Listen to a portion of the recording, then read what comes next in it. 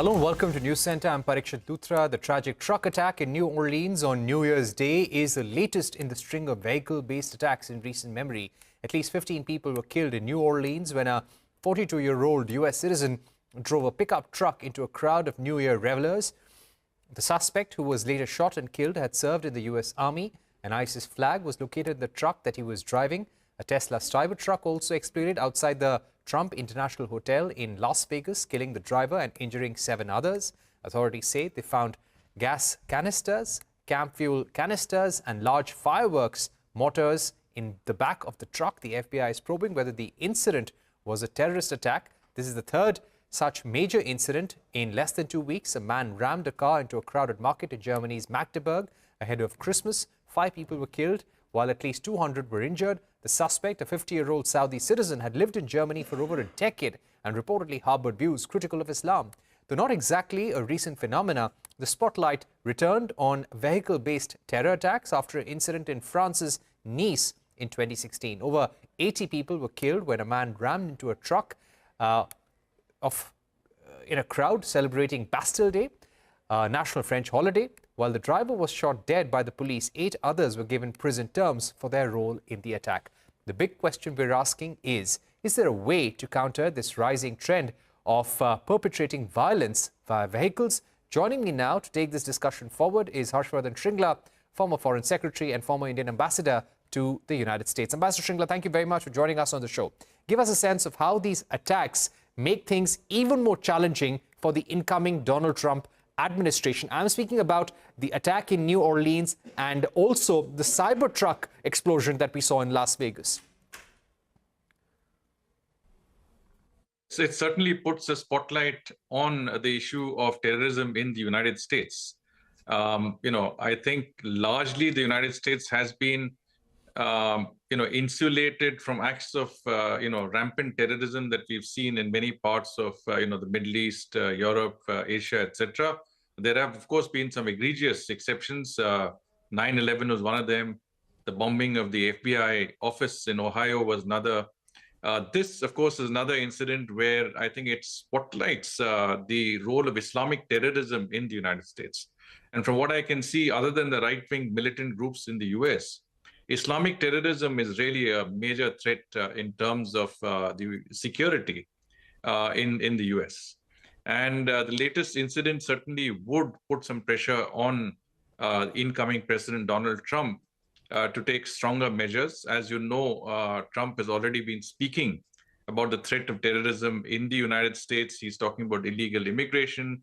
He's talking about having a list of countries that would be pre-checked and where, entry into the United States would need more stringent sort of scrutiny and oversight. And so from that perspective, I think he has a certain set of actions that are already ready.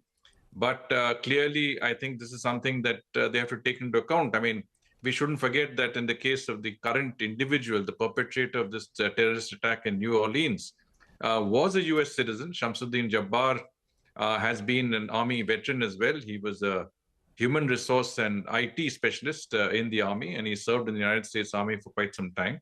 But at the same time, he's been an Islamic terrorist because he had an ISIS flag with him. He was influenced by ISIS ideology. And his mission, as you correctly pointed out, was to kill as many people as possible. He's killed 15 people at least and injured several dozen. So, this is a major act of terrorism, one that all countries across the world should condemn. And I think there is no place for terrorism of any kind anywhere in the world. Right.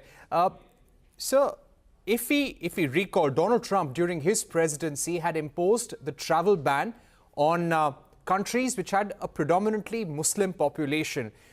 If that was Donald Trump's record, there can be questions about Joe Biden's record as well, because we've seen complete support from US to Israel, which has been carrying out attacks in Gaza that have been questioned by several Muslim countries. At the same time, the fall of the Assad regime in Syria has given rise to fears about an ISIS revival. And here you have a military veteran in the US, somebody who probably had affiliations to the ISIS, and that is being studied. somehow being indoctrinated or having some sort of motivation to carry out this terror attack. Do you think Donald Trump is possibly taking over at a very complicated time? Undoubtedly, undoubtedly. I think events in the Middle East, especially recent events, both involving Israel and the various groups that it has had to fight against, as well as the developments in Syria, I think do give rise to the possibility of greater, I would say, sense of disequilibrium and impetus to new acts of terrorism and new actors on the international scene. We have to also remember that, Raqqa in Syria was the headquarters of the ISIS. So at one stage, ISIS in the Levant, as they call it, ISIL, controlled a very major swath of territory from Iraq to Syria.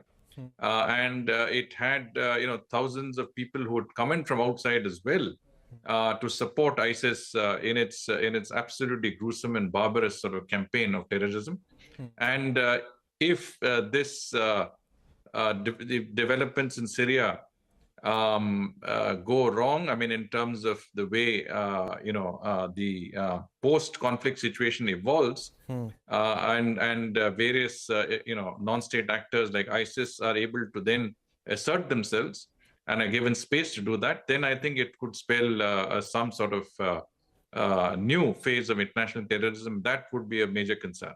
Right. So I think Trump has his hands full, and honestly speaking, I think a lot of countries across the world would need to closely observe and study these trends to see whether these could impact on them. And these developments have to be definitely watched closely, and preemptive action has to be taken wherever necessary. Right.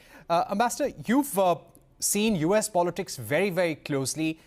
If I were to ask you about certain red flags, big red flags that you pick up from these two recent acts of terror, and I'm calling them acts of terror because the US police, the US government is investigating them as acts of terror. One in New Orleans, where the truck driver plowed into a crowd of people.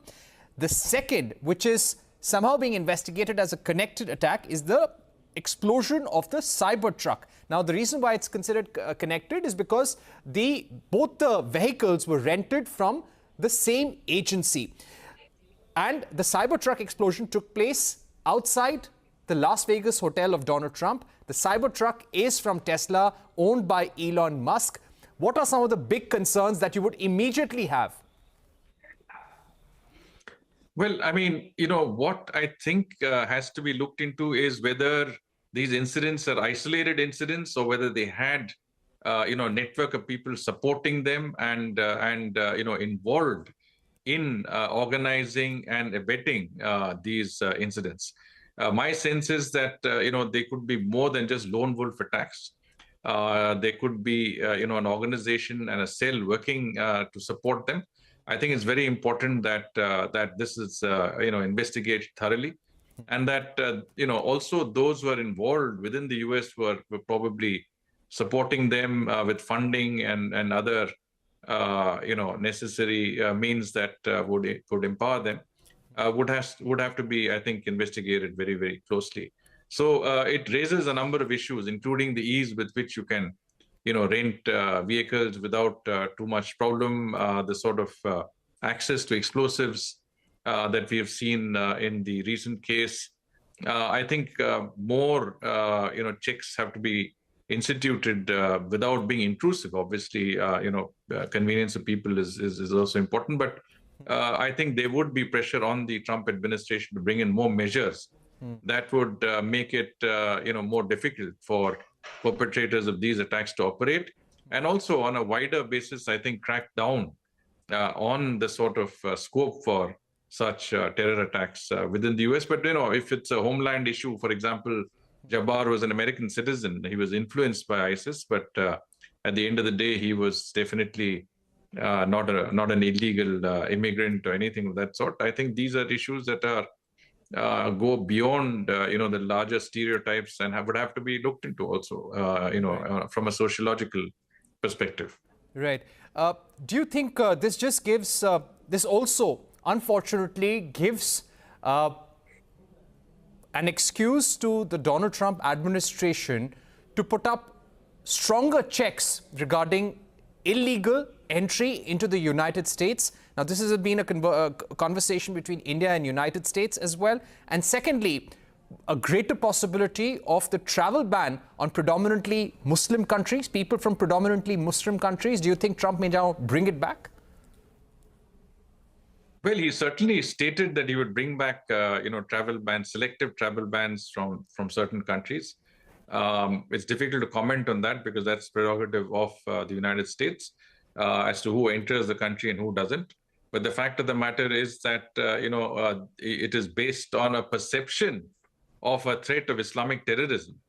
And the other point that you made about, inconvenience that may be caused to people, I think that is a very valid point, that you have to take steps and take actions, but it should not come in the way of legitimate travel, those who are traveling as tourists on business, those who are legal migrants.